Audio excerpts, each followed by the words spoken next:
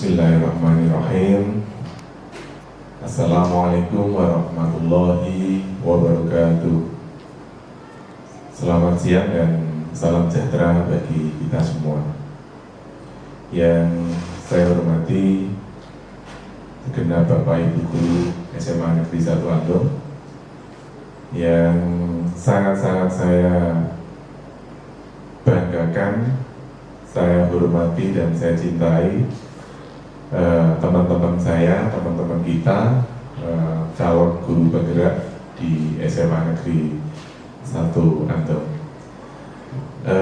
Yang pertama dan yang utama, marilah di kesempatan siang hari ini kita selalu dan senantiasa memanjatkan rasa syukur kita kehadirat Allah Subhanahu wa Ta'ala atas rahmat dan pertolongannya, sehingga di siang hari ini kita bisa hadir dalam kegiatan diseminasi budaya dan disiplin positif dalam rangkaian kegiatan sekolah penggerak dalam keadaan yang baik, sehat, insya Allah, dan tetap semangat.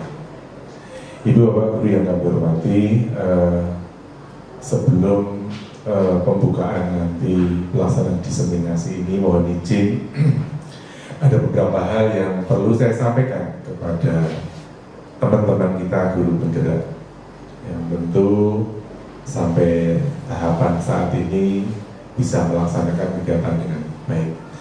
Yang pertama, bahwa dengan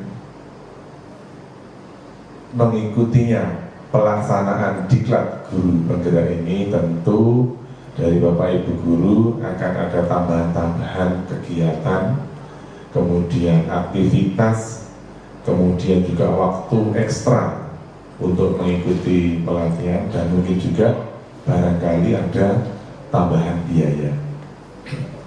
Kemudian tidak sedikit dengan Bapak Ibu semua ini mengikuti kegiatan guru penggerak ini, mungkin juga ada nada-nada yang kurang sedikit mengenakan. Katakanlah teman-teman yang lain, wah pengen jadi kepala sekolah yuk, pengen jadi pengawas sekolah ya. Kadang-kadang ada ucapan-ucapan seperti itu yang bisa jadi di sisi lain memotivasi, tapi di sisi lain akan menjadi hal-hal yang kurang produktif gitu. Maka dari itu saya berharap kepada teman-teman guru penggerak, hal-hal yang seperti itu janganlah menjadi beban, tapi jadikanlah sebagai sebuah tantangan. Sebuah tantangan yang harus dilewati oleh Bapak Ibu Guru semua, sehingga nanti Bapak Ibu semua bisa melaksanakan rangkaian tugas di guru penggerak ini sampai selesai dan mudah-mudahan bisa berhasil dengan baik. Nah, di saat ini Bapak Ibu Guru semua akan melaksanakan diseminasi terkait dengan budaya positif. Nah, mudah-mudahan ini menjadi praktik baik dari Bapak Ibu semua kepada Bapak Ibu Guru yang lainnya. Mudah-mudahan Bapak Ibu Guru yang menjadi peserta diseminasi ini juga mendapatkan pencerahan terkait dengan ilmu-ilmu yang sedikit demi sedikit diserap oleh teman-teman kita guru penggerak, yang ditularkan, diseminasikan atau disampaikan kepada teman-teman yang lain. Harapan saya kegiatan diseminasi ini menjadi budaya baik, ya, budaya baik yang terus kita kembangkan di sekolah, dimulai dari guru penggerak, dan mudah-mudahan nanti bisa juga dilaksanakan oleh teman-teman yang lain. Tidak perlu panjang dan lebar, yang perlu saya sampaikan di kesempatan kali ini,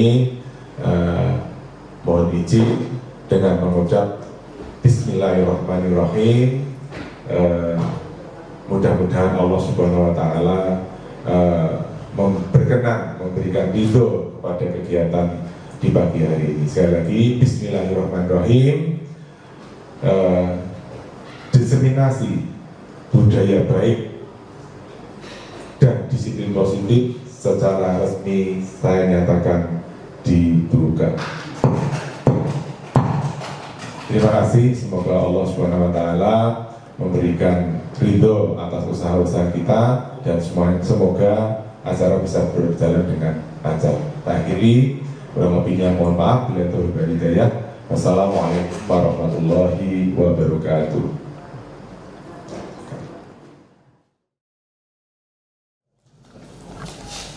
Ya, pada kesempatan kali ini mungkin belum hadir atau tidak hadir dan akan diwakili oleh Bapak Pangluk SPD FPD.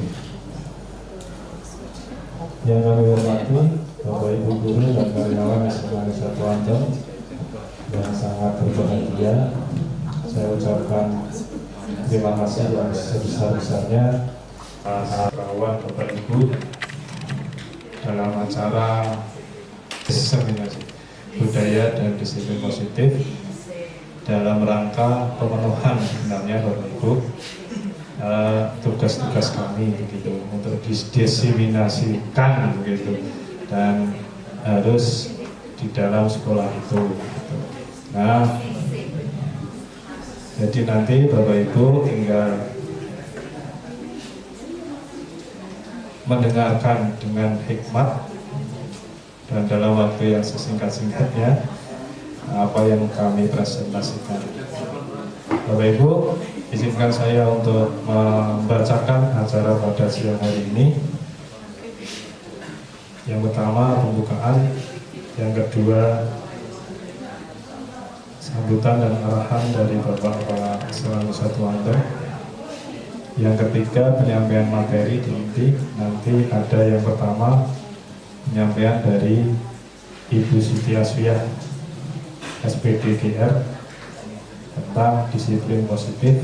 Yang kedua Bapak Heri Pamuji SPD yang akan menyampaikan motivasi perilaku manusia.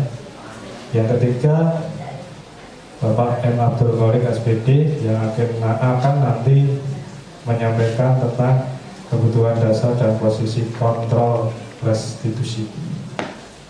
Yang keempat nanti ada Ibu Siti Haryati segitiga restitusi. Yang kelima selanjutnya adalah nanti diskusi kalau ada begitu. Kemudian yang kelima penutup. Baik Bapak Ibu, kita mulai acara pada siang hari ini dengan bacaan basmalah bersama-sama. Bismillahirrahmanirrahim. Menuju ke acara inti Bapak Ibu, penyampaian materi. Karena Bapak Kepala Sekolah belum datang, kita langsung ke materi. Ini Pak Pangluk mau.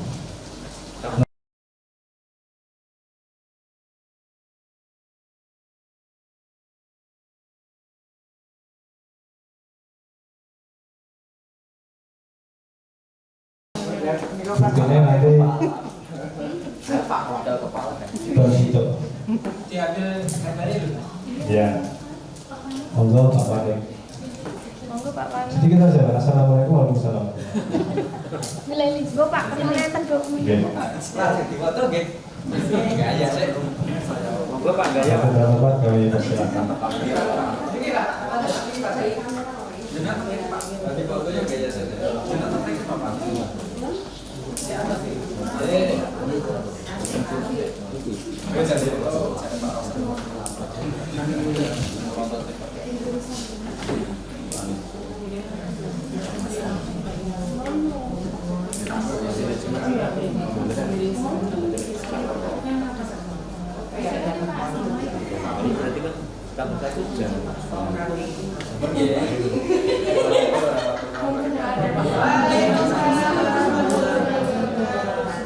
Alhamdulillahirrahmanirrahim. Bapak Ibu, pada siang hari ini ada kegiatan. Saya melihat dan membaca saja takut ini.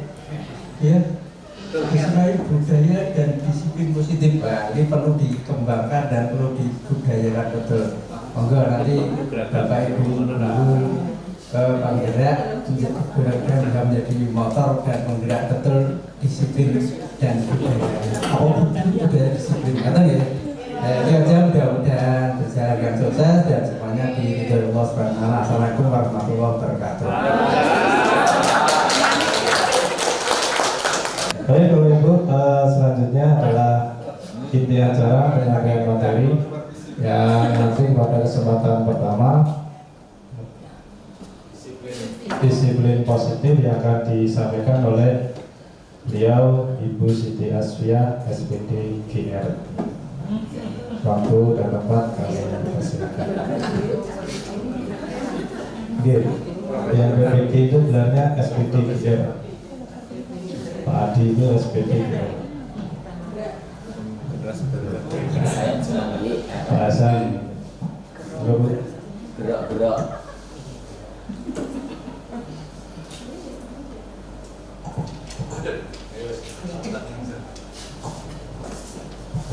Assalamualaikum warahmatullahi wabarakatuh. Bapak Ibu guru dan karyawan SMA Negeri Satuan yang saya hormati, mohon izin saya melaksanakan pengimbasan untuk kegiatan aksi nyata ya di CGP Angkatan 7 ini terkait dengan budaya positif dan disiplin positif. Nah, saya di sini akan menyampaikan sebelum menuju ke sana, ini saya minta Bapak Ibu untuk melakukan simulasi ya, judulnya cobalah buka. Ini dilakukan secara berpasangan Bapak Ibu. Jadi 2 orang. Oke. Yang satu nanti menggenggam tangan. Jadi di tangan Bapak Ibu ini anggap saja ada sesuatu hal yang berharga yang harus Bapak Ibu pertahankan. Kemudian yang satu berusaha untuk membuka kepalan tangan ini. Monggo Bapak Ibu saya beri waktu kurang lebih 10 detik mawon. Sama siapa? Sama Bu Leli. Yang satu membuka, yang satu mengepalkan tangan. Saya beri contoh. Saya mengepalkan tangan, Bu Haryati mencoba membuka kepalan tangan saya. Oh, yang satu membuka kepala.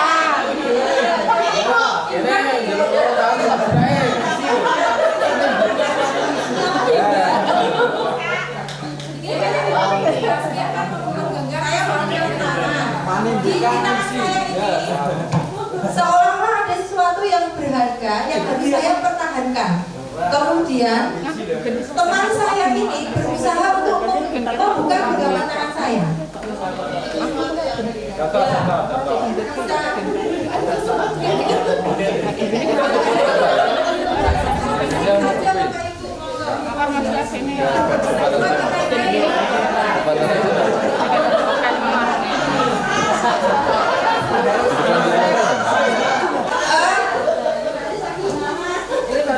Genggaman kepala tangan tadi berhasil terbuka atau tidak Bapak Ibu? Tidak. Ada yang berhasil, ada yang tidak. Sebenarnya dari kegiatan itu tadi, dari simulasi itu tadi, itu memberikan gambaran pada kita bahwasanya yang bisa mengontrol diri kita itu adalah diri kita sendiri, bukan orang lain. Kapan kita akan membuka ini tadi, kepala tangan kita tadi, kapan kita akan menutup, itu yang menentukan diri kita, bukan orang lain Bapak Ibu. Nah, kaitannya apa dengan disiplin positif Bapak Ibu?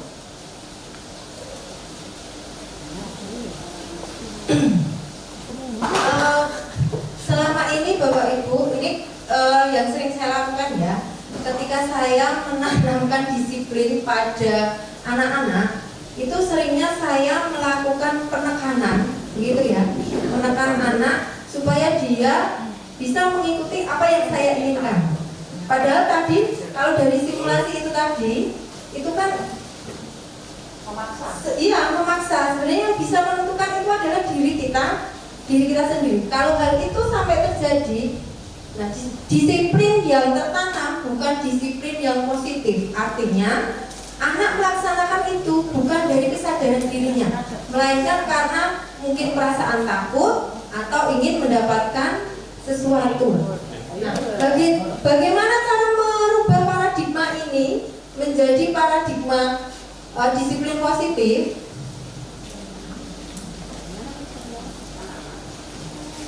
Nah ini, jadi yang selama kita lakukan selama ini itu kita mengacu pada di paradigma stimulus respon, ya, yang mana orang lain bisa mengontrol saya juga bisa mengontrol orang lain.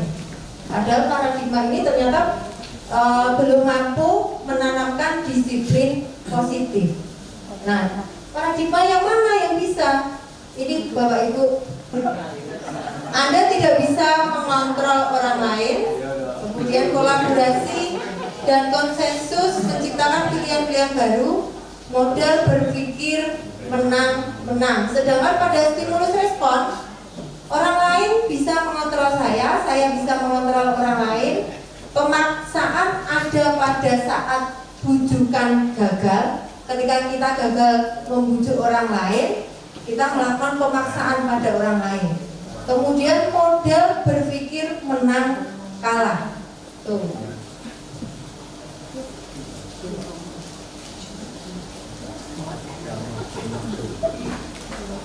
Nah, kemudian yang stimulus respon, realitas terkait dengan kebutuhan itu menurut pandangan stimulus respon, kebutuhan kita dengan orang lain itu sama, padahal kebutuhan kita dengan orang lain itu berbeda. Kemudian yang kedua, semua orang melihat hal yang sama, padahal setiap orang memiliki gambaran yang berbeda, tidak sama. Kita mencoba mengubah agar orang berpandangan sama dengan kita. Perilaku buruk dilihat sebagai suatu kesalahan. Sedangkan pada teori kontrol, kita berusaha memahami pandangan orang lain tentang dunia. Kemudian semua perilaku memiliki tujuan. Jadi semua perilaku yang dilakukan oleh orang itu pasti memiliki tujuan. Misalnya ketika ada anak yang tidak mengumpulkan tugas, nah, pasti dia punya alasan, punya tujuan kenapa mereka tidak mengerjakan tugas. Nah, berarti dari paradigma stimulus respon yang sering kita lakukan itu harus kita ubah ke paradigma teori kontrol. Pada intinya, paradigma stimulus respon itu lebih menekankan pada hukuman, ya, lebih menekankan pada hukuman. Padahal dalam menanamkan disiplin itu sebenarnya hukuman itu jika perlu saja, sebisa mungkin jangan memberikan hukuman. Nah, sedangkan inti pada teori kontrol ini adalah menumbuhkan motivasi dari dalam diri setiap individu. Motivasi dari dalam diri. Ketika setiap individu atau murid sudah memiliki motivasi dari dalam, dia pasti akan memiliki kesadaran dan tanggung jawab. Nah, otomatis disiplin positifnya sudah ada, akan tumbuh. Gitu. Nah, teori kontrol ini sejalan dengan pemikiran Ki Hajar Dewantara, ya, yang menjadi dasar kurikulum Merdeka ini, ya, bahwasanya disiplin positif itu tidak harus dengan memberikan hukuman. Hukuman sebagai alternatif terakhir jika perlu tidak digunakan. Kemudian tujuan dari disiplin positif adalah menanamkan motivasi murid, yaitu untuk menjadi orang yang mereka inginkan dan menghargai diri sendiri dengan nilai-nilai yang mereka percaya. Ini terkait dengan disiplin positif. Kemudian apa itu nilai kebajikan universal? Nilai kebajikan universal itu adalah nilai yang disepakati bersama, terlepas dari agama, suku, kemudian budaya maupun latar belakangnya. Ya, disepakati bersama terlepas dari suku, agama, bahasa maupun latar belakangnya. Nah, nilai kebajikan universal ini menjadi landasan bagi kita semua untuk perilaku. Nah, contohnya adalah, nah ini bisa kita ambil dari profil pelajar Pancasila. Di sana ada 6 nilai kebajikan universal. Yang pertama, beriman dan bertakwa, kemudian ada mandiri, kemudian bernalar kritis, berkebinekaan global, bergotong royong, dan kreatif. Nilai kebajikan universal dapat terwujud melalui disiplin positif. Jadi dengan disiplin positif ini akan mewujudkan nilai kebajikan universal. Makanya Bapak Ibu, materi dari saya terkait dengan disiplin positif dan nilai kebajikan universal. Saya kembalikan ke Pak Isam.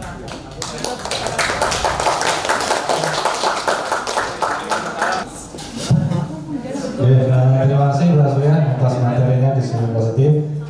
Semoga bisa mencerahkan Bapak Ibu semuanya. Bila ada pertanyaan nanti tolong disimpan dulu, dicatat. Kemudian nanti di akhir acara kita coba untuk berdiskusi sama-sama. Dengan syarat sebelum jam 2. Kalau jam 2 lebih kita ada diskusi dulu.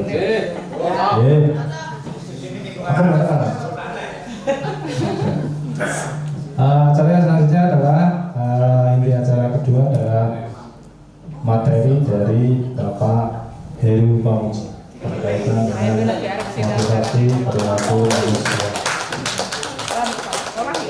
Waktu dan tempat Pak Heru, kami persilakan.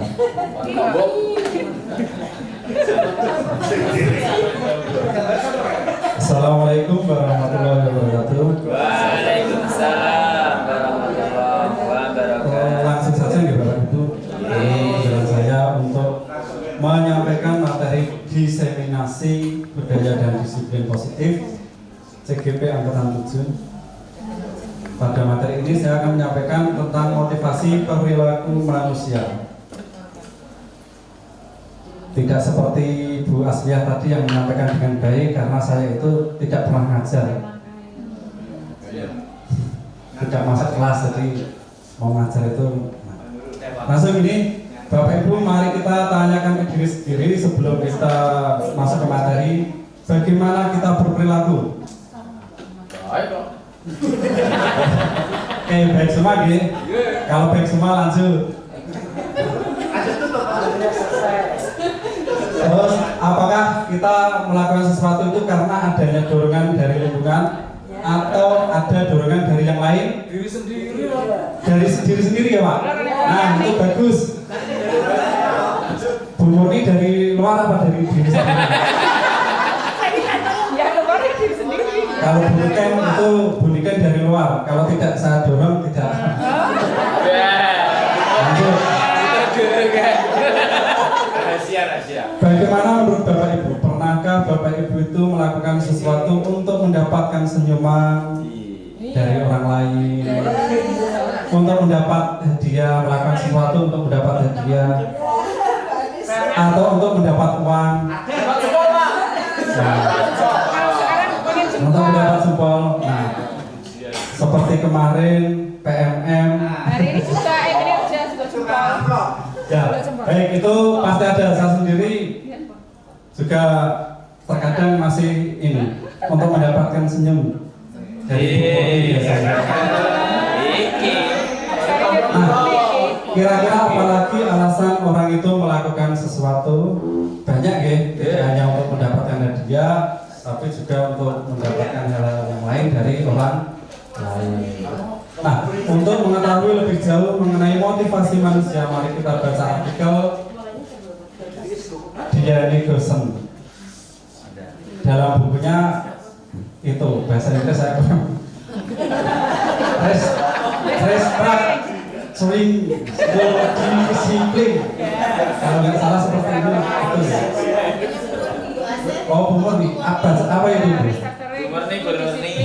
Menyatakan ada 3 motivasi perilaku manusia, ya, yaitu Pertama, untuk menghindari ketidaknyamanan atau hukuman. Nah ini.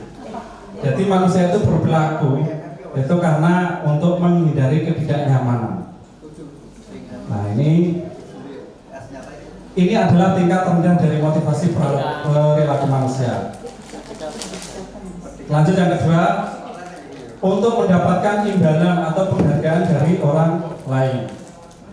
Nah ini adalah satu tingkat di atas motivasi yang pertama tadi.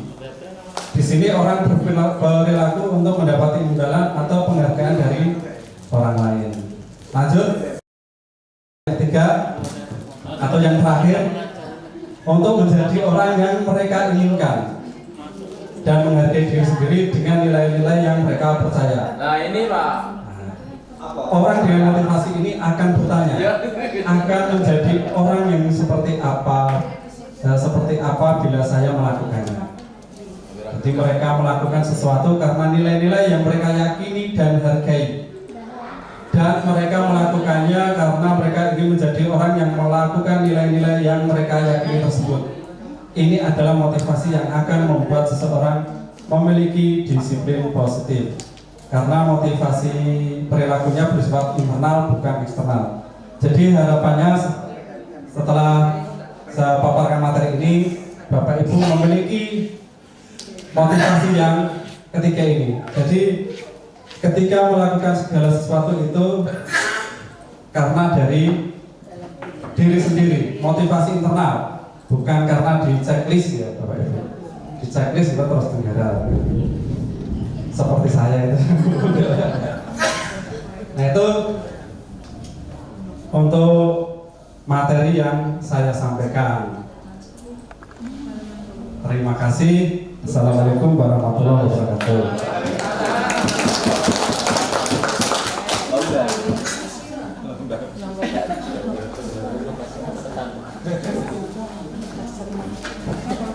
Siapa yang paling menarik?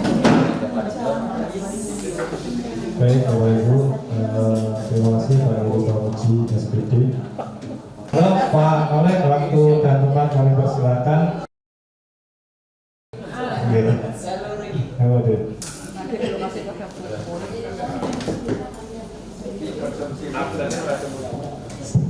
Bismillahirrahmanirrahim. Assalamualaikum warahmatullahi wabarakatuh.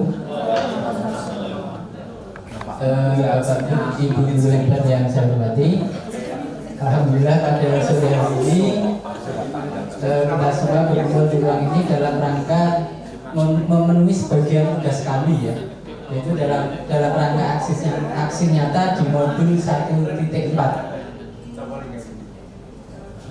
yaitu berkaitan dengan diseminasi budaya dan disiplin positif.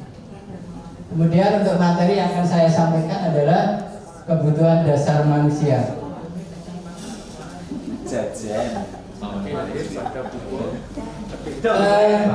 Sebelum kita melanjut ke berikutnya, ini kami sampaikan tujuan pembelajarannya, yaitu yang pertama, guru dapat menjelaskan kebutuhan dasar yang menjadi motif dari tindakan manusia, baik murid maupun rekan guru. Dalam hal ini kita sebagai guru, dalam hal ini adalah utamanya terhadap murid, bagaimana kita memahami perilaku siswa, kebutuhan apa yang menjadi dasar tindakannya, begitu ya. Kemudian berikutnya adalah guru dapat menganalisis dampak tidak terpenuhinya kebutuhan dasar terhadap pelanggaran peraturan dan tindakan yang tidak sesuai dengan nilai kebajikan. Ya. Dan yang terakhir adalah guru dapat mengidentifikasi peran sekolah dan guru dalam upaya menciptakan lingkungan belajar dan pemenuhan kebutuhan anak yang beragam. Jadi ini dalam rangka tadi, yaitu menciptakan budaya positif di sekolah. Kemudian apa yang mendasari perilaku murid? Menurut Dr. William Glasser menyatakan bahwa seluruh tindakan manusia memiliki tujuan tertentu, yaitu untuk memenuhi kebutuhan dasarnya. Kemudian ketika kebutuhan dasar telah terpenuhi secara memadai, maka murid akan tumbuh dengan seimbang dan bahagia. Sebaliknya, ketika kebutuhan dasar tidak terpenuhi dengan baik, maka seseorang akan mengalami emosi negatif atau kecewa. Ya. Kemudian, apa itu kebutuhan dasar itu? Tapi sebelum ke situ ya, kita pahami sedikit filosofi dari Ki Hajar Dewantara. Kita lihat Bapak Ibu bagaimana filosofi dari Ki Hajar Dewantara, yaitu kita ambil contoh perbandingannya dengan hidup tumbuh-tumbuhan seorang petani. Dalam hakikatnya adalah sama kewajibannya dengan seorang pendidik yang menanam padi misalnya. Hanya dapat menuntun tumbuhnya padi, ia dapat memperbaiki kondisi tanah, memelihara tanaman padi, memberi pupuk dan air, membasmi ulat-ulat atau jamur-jamur yang mengganggu untuk hidup tanaman padi tersebut dan lain sebagainya. Jadi kita ibaratnya seorang petani, dalam hal ini adalah kita mendidik anak, bagaimana kita memberikan untuk contohnya kita ambil yang sederhana saja Bapak Ibu, kasus di kelas 2 SD, yaitu Ibu Ambar, guru wali kelas 2A di SD Pelita Hati, sedang bingung menghadapi ulah salah satu murid di kelasnya, yaitu Doni. Beberapa anak di kelas 2A telah datang padanya dan mengeluhkan Doni yang seringkali meminta bekal makan siang mereka dengan paksa. Jika Anda menghadapi situasi seperti Ibu Ambar, apa yang akan Anda lakukan? Menurut Anda kira-kira apa alasan Doni melakukan hal itu? Nah, ini nanti akan berkaitan dengan kebutuhan dasar yang akan kita bahas Bapak Ibu. 5 kebutuhan dasar manusia menurut Dr. William Glasser dalam bukunya The Choice Theory,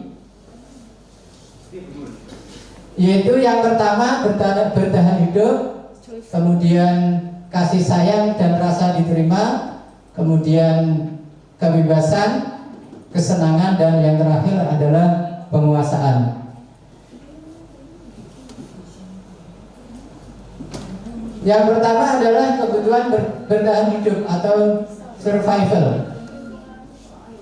Kebutuhan ini bersifat fisiologis untuk bertahan hidup, antara lain berkaitan dengan kesehatan, rumah, dan makanan. Kemudian termasuk dalam kebutuhan ini yang bersifat biologis, yaitu proses reproduksi untuk mempertahankan kelangsungan hidup. Kemudian berkaitan dengan kebutuhan bertahan hidup ini yang berkaitan dengan komponen psikologis adalah yaitu kebutuhan akan perasaan aman. Kemudian bagaimana penyelesaian kasus tadi? Ya. Dalam kasus Doni di atas, apabila jawaban Doni ketika ditanya oleh Ibu Ambar adalah karena ia lapar dan orang tuanya tidak membawakannya bekal makan siang, maka kebutuhan dasar yang sedang berusaha dipenuhi oleh Doni adalah kebutuhan untuk bertahan hidup. Jadi ini kelas 2 SD ya Bapak Ibu. Kemudian berikutnya adalah kebutuhan kasih sayang dan rasa diterima, love and belonging. Ciri khasnya atau berkaitan dengan kebutuhan ini antara lain kebutuhan akan hubungan dan koneksi sosial, kemudian kebutuhan untuk memberi dan menerima kasih sayang, kebutuhan untuk merasa menjadi bagian dari suatu kelompok. Jadi ciri khasnya adalah adanya hubungan sosial dan kebutuhan akan bagian dari suatu kelompok. Kemudian dalam kasus di atas, apabila Doni menjawab bahwa alasannya mengambil bekal temannya karena dia merasa senang temannya jadi memperhatikan dia.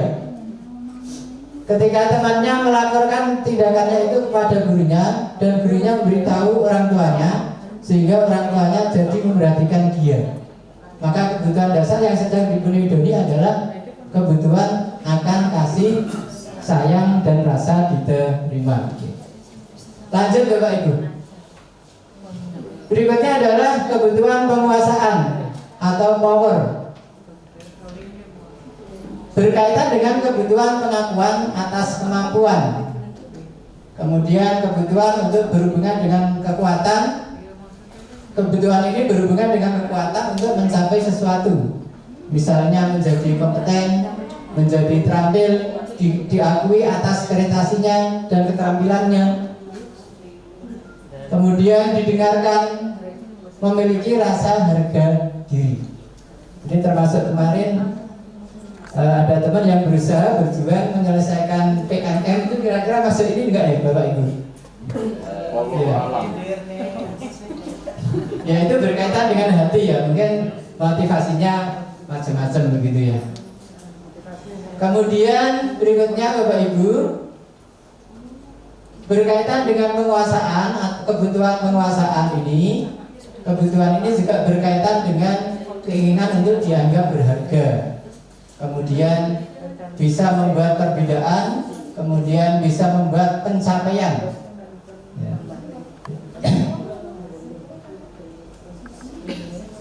Kebutuhan untuk diakui, dihormati. Dan biasanya ini untuk memperkuat pengaruh atau meninggalkan pengaruh Bapak Ibu. Ingin menjadi pemimpin dan orang lain menuruti keinginannya. Jadi kita menghadapi anak itu kadang kebutuhan dasarnya macam-macam Bapak Ibu. Berikutnya adalah penyelesaian kasus tadi. Dalam kasus di atas, apabila jawaban Doni adalah dia merasa hebat karena temannya jadi takut dengan dia dan menuruti keinginannya, maka sebetulnya Doni sedang berusaha memenuhi kebutuhan dasarnya, yaitu akan kekuasaan. Jadi memberikan pengaruh kepada Ibu. Berikutnya adalah kebutuhan akan kebebasan atau freedom, yaitu berkaitan dengan kebutuhan akan pilihan, bebas menentukan pilihan. Kemudian kebutuhan akan kemandirian, otonomi, mampu mengendalikan arah hidup seseorang. Kemudian menginginkan pilihan, mereka perlu banyak bergerak. Istilahnya mungkin usil gitu, sering rese begitu. Mungkin ini salah satu anak yang punya kebutuhan dasar kebebasan yang dominan begitu Bapak Ibu. Kemudian kita sebagai guru berusaha mengarahkan bila ada anak yang dominan seperti ini, yaitu kebebasan yang seperti apa? Yaitu kesempatan untuk membuat pilihan. Berikutnya adalah menyuarakan pendapat dengan percaya diri. Dan yang terakhir adalah memberikan kesempatan untuk mencoba hal-hal baru. Jadi anak-anak yang punya yang kuat kebutuhan dasarnya berkaitan dengan kebebasan, biasanya ini Bapak Ibu, yaitu mempunyai kuat untuk melakukan hal-hal yang baru. Kemudian berkaitan dengan penyelesaian kasus tadi, bila jawaban Doni dalam kasus di atas adalah bahwa dia merasa bosan dengan bekal makanan yang dibawakan ibunya dari rumah, karena ibunya selalu membawakan bekal yang sama. Oleh karena itu dia ingin mencoba makanan teman-temannya yang beraneka ragam. Dia pengen mencoba yang baru tadi ini Bapak Ibu. Maka Doni sedang berusaha memenuhi kebutuhannya akan kebebasan.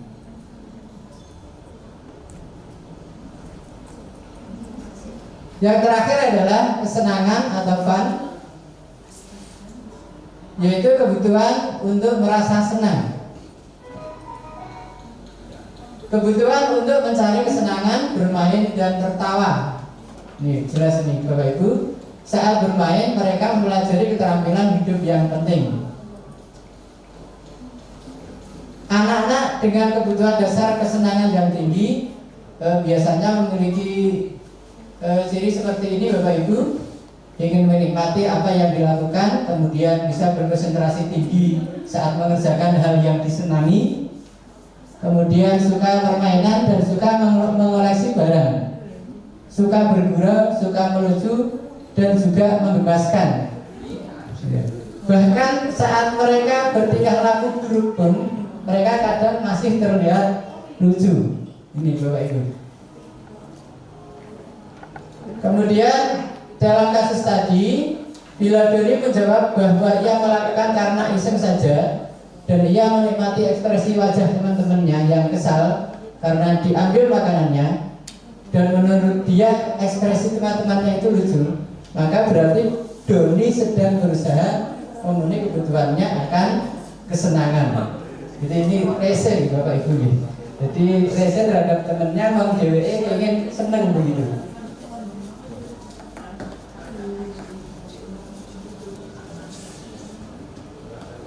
Ini contoh pertanyaan Bapak Ibu. Kira-kira ini jawabannya apa Bapak Ibu? Tahun ini Dimas genap berusia 17 tahun. Ia senang sekali ketika ayahnya mulai mengajarkan cara menyetir mobil. Setiap akhir pekan ia berlatih menyetir. Ia terlihat senang sekali berlatih sampai akhirnya ia bisa menyetir mobil dengan baik dan lancar.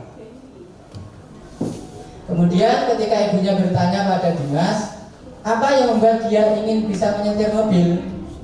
Ketika jawaban Dimas adalah seperti ini, kebutuhan apa yang ingin dia penuhi? Jadi jawabannya seperti ini Bapak Ibu. Menyetir mobil itu seru. Ya. Kita lihat Bapak Ibu jawabannya. Betul. Jadi ini berkaitan dengan pemenuhan kebutuhan dasarnya yaitu kesenangan. Satu lagi Bapak Ibu. Kira-kira ini apa jawabannya? Biar bisa jalan-jalan naik mobil sama teman-temanku.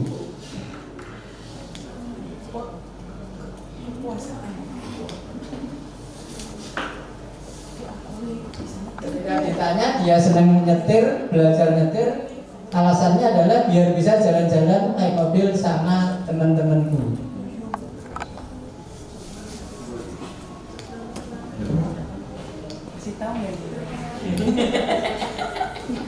Ya, kita lihat Bapak Ibu, yaitu cinta dan kasih sayang. Kenapa ini jawabannya? Iya, karena ada kebersamaan, ada keinginan untuk diterima dalam kelompoknya. Itu yang lebih kuat. Ini kemarin saya juga terjebak Bapak Ibu. Kita mengerjakan LMS. Ya. Saya kira ini Bapak Ibu yang kami sampaikan. Terima kasih Bapak Ibu sudah mendukung kami untuk kegiatan ini dalam rangka memenuhi sebagian tugas kami. Dari saya ada kurang lebihnya mohon maaf. Assalamualaikum warahmatullahi wabarakatuh.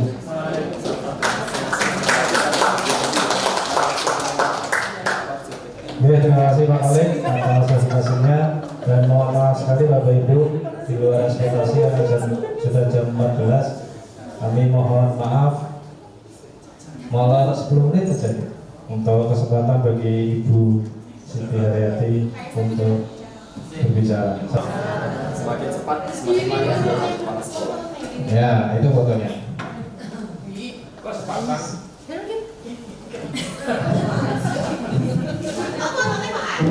Oke. Adi, itu PPDB.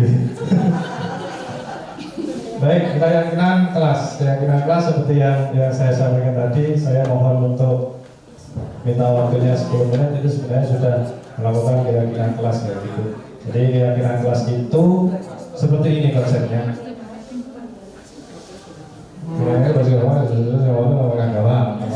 masalahnya terus bergerak itu nama kemudian dan sebagainya. Keyakinan kelas itu saya ambil dari PPDB. Ini PPDB, bahasa PPDB. Bagaimana siswa itu belum kenal, mungkin sebelumnya SMA Andong, tapi mereka sudah yakin mau ke sini. Nah itu keyakinan untuk bisa menyekolahkan anaknya di sini, mempercayakan, itu keyakinan. Perbedaannya adalah keyakinan itu kesepakatan bersama dalam hal musyawarah begitu. Beda dengan peraturan. Mungkin peraturan cuma satu sisi. Kamu harus melakukan ini, kamu harus melakukan ini, kamu harus melakukan ini. Tetapi kalau kita mengajar sebelumnya ada keyakinan kelas. Mau kalian apa? Pembelajaran kita seperti apa? Terus ini apa? Dan lain sebagainya. Itu kayak namanya keyakinan kelas. Ini bisa dilakukan Bapak Ibu, bisa dilakukan di kelas ataupun juga di sekolah atau di luar lain. Pokoknya kesepakatan bersama dulu, MOU bersama dulu, baru kemudian kita enak. Kalau anak tidak bisa tidak memakai sepatu misalkan, lihat keyakinan kelas, dipajang di samping pahlawan begitu. Kalau dulu ada pahlawan jejer di kelas, sekarang tidak ada. Itu jajar, oh saya ternyata melanggar ini, oh dengan kesepakatan, jadi nanti tidak ada punishment, tidak ada reward dan lain sebagainya. Monggo Pak Danan ada pertanyaan? Nah, untuk mendapatkan materi-materi ini nanti saya share aja karena sudah jam 14.00 begitu ya. Ada pertanyaan Bapak Ibu betul ya? Ini kan keyakinan kelas seperti itu, mari kita laksanakan keyakinan kelas biar semua paham. Jadi kita nggak dituntut atau nggak oh ini kok jawab dan sebagainya. Keyakinan kelas itu sudah ada di kelas itu. Jadi kita penak mau apa gitu. Misalkan sepakatan Pak, seminggu sekali kosong, oke. Terus, nah ini oke. Terus gitu. Ya, ada 2 jam seminggu. Bodoh lain.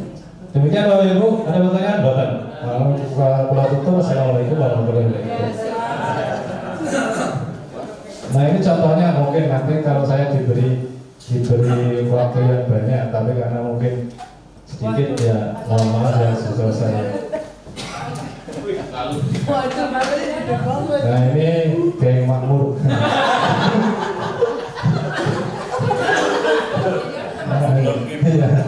Nah itu kalau ini yang pernah itu. Pasti tampilkan yang korban maksa.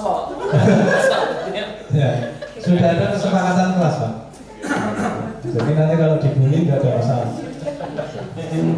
Anti pembulian. Baik Bapak Ibu, terima kasih telah mendengarkan pembulian saya. Yang selanjutnya adalah kita menuju ke yang terakhir, yaitu segitiga restitusi yang akan disampaikan oleh Ibu Siti Haryati STGR. Monggo waktu dan tempat kami persilakan. STGR Siti.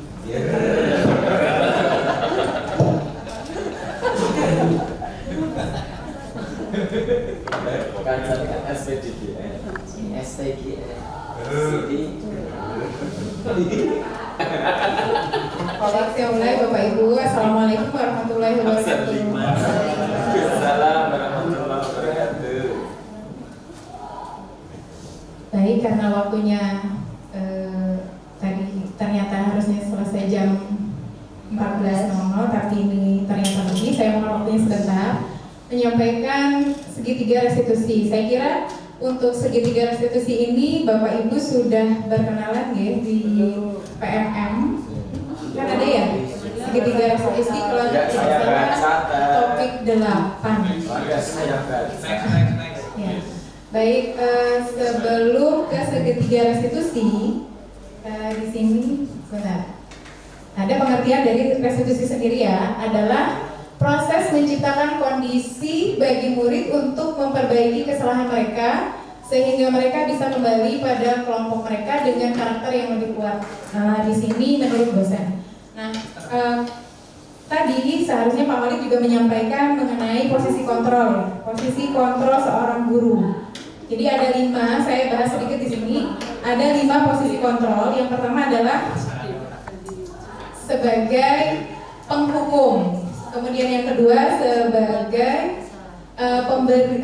pembuat rasa bersalah, kemudian yang ketiga adalah sebagai teman, yang keempat pemantau, dan yang kelima itu nanti manajer. Nah, posisi yang ideal itu yang mana? Adalah posisi manajer. Nah, segitiga restitusi ini nanti kita berposisi sebagai manajer, gitu ya Bapak Ibu. Nah, langkah-langkahnya seperti apa?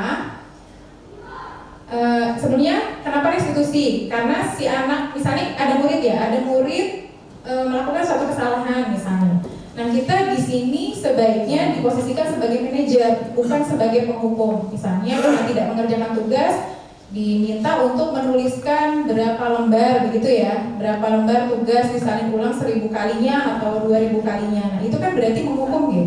Tapi di posisi manajer sebaiknya tidak memberikan hukuman, tetapi nanti arahnya si anak itu sendiri mempunyai solusi untuk kesalahan yang sudah diperbuatnya. Itu arahnya ke sana untuk segitiga restitusi.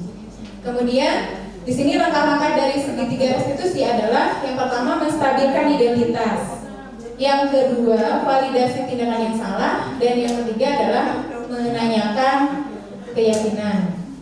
Kemudian di menstabilkan identitas, di sini nanti saya akan mempraktikkan sebentar.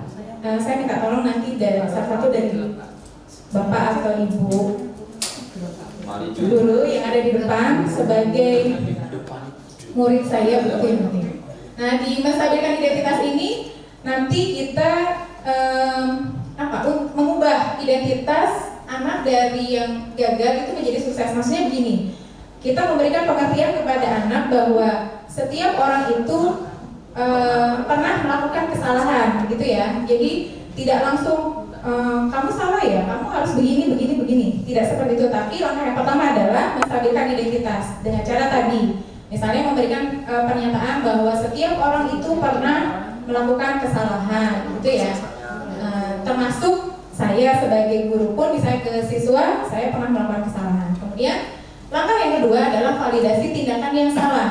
Nah, dari kesalahan yang dibuat oleh siswa itu kan mereka pasti punya alasan kenapa mereka melakukan kesalahan itu. Ini di fase yang kedua, yaitu validasi tindakan yang salah. Dan yang terakhir adalah di sini nanti menanyakan keyakinan.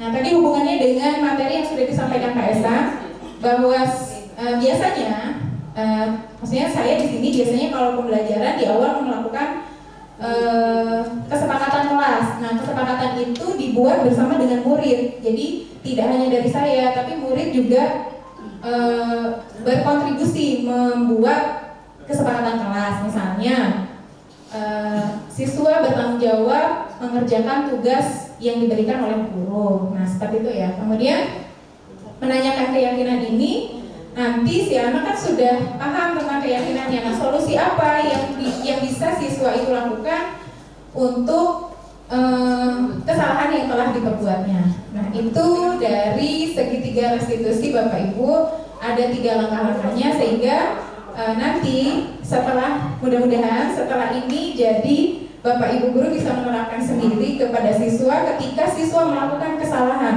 baik itu misalnya terlambat datang ke sekolah kah, atau tidak membuat tugas, atau misalnya di sekolah dia tidur, atau dan banyak lain sebagainya biasanya dilakukan oleh siswa. Itu paparan dari saya. Nanti saya akan mencontohkan penerapan segitiga restitusi dengan tahapan 3 tahapan tadi. Gitu ya Bapak Ibu. Kan Mbak Aslia, saya minta tolong sebagai murid saya.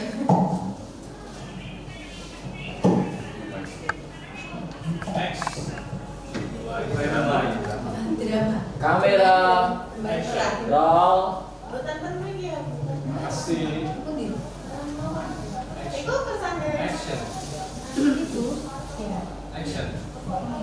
Bu Asia nanti di sini berperan sebagai siswa ya. Tapi mohon maaf ketika nanti saya keceplosan bilang Bu Asia begitu ya. Iya. Harus diulangi teksnya kalau dulu. Selamat pagi Bu. Selamat pagi ya. Gimana kabarmu? Baik Bu. Ya. Dia tahu kenapa dipanggil ke sini oleh ibu? Dia tahu nggak dipanggil ke sini oleh ibu kenapa? Tahu Bu, nggak ngerjain tugas. Nah, baik. Kamu tidak mengerjakan tugas, itu bentuk satu kesalahankah menurutmu? Salah. Ya, berarti kamu sudah menyadari kalau itu kesalahan ya. Nah, baik, ibu juga pernah melakukan suatu kesalahan. Ibu juga seorang guru, tapi ibu juga pernah melakukan kesalahan ya. Tapi setiap kesalahan itu pasti punya alasan kan Via? Nah, apa alasanmu tidak mengerjakan tugas? Ngantuk Bu saya. Contoh mengenai muridnya jangan. Daripada ngerjain tugas saya mulai tidur. Oh begitu ya. Nah, Via tahu kalau misalnya Via tidur itu menyalahi atau menyimpang dari keyakinan keras kita? Iya. Saya tahu. Lalu kalau kamu tahu, berarti kamu sudah paham bahwa kesalahan itu dibuat menyimpang dari keyakinan keras kita. Kemudian melihat ekspresi mukanya Bu Asia. Padahal tadi itu pas mau latihan nggak begini Bapak Ibu, tidak tahu banget. Jadi apa mukanya kayak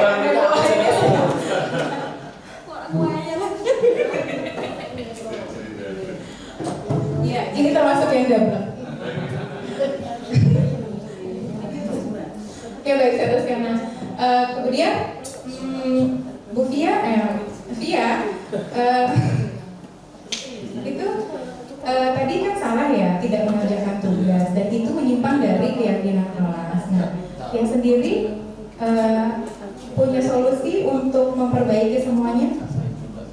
Atau apa yang akan Via lakukan dengan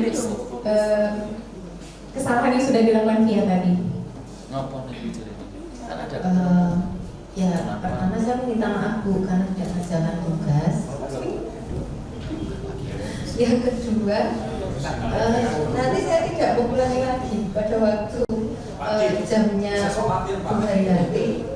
Saya tidak akan tidur dan dan akan mengerjakan tugas itu.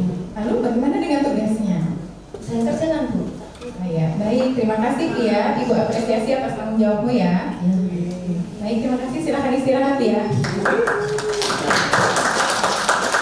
Begitu Bapak Ibu.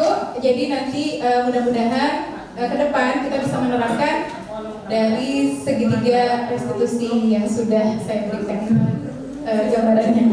Sekian dari kami yang mewakili semuanya. Assalamualaikum warahmatullahi wabarakatuh.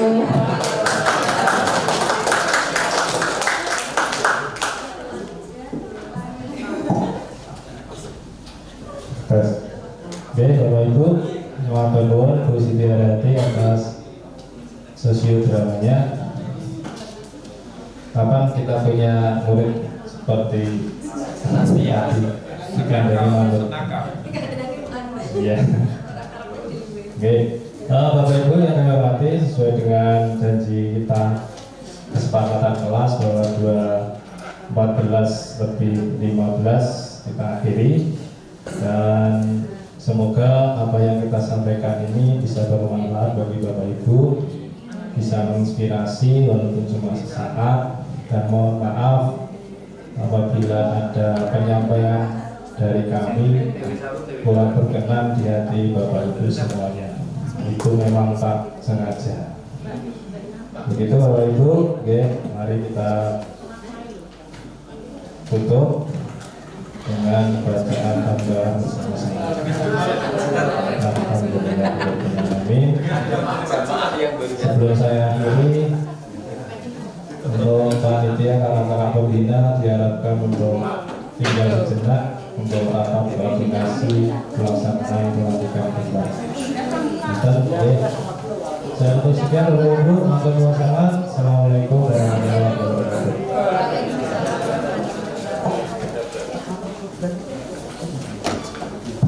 Atur nuwun Bapak Ibu semuanya nggih.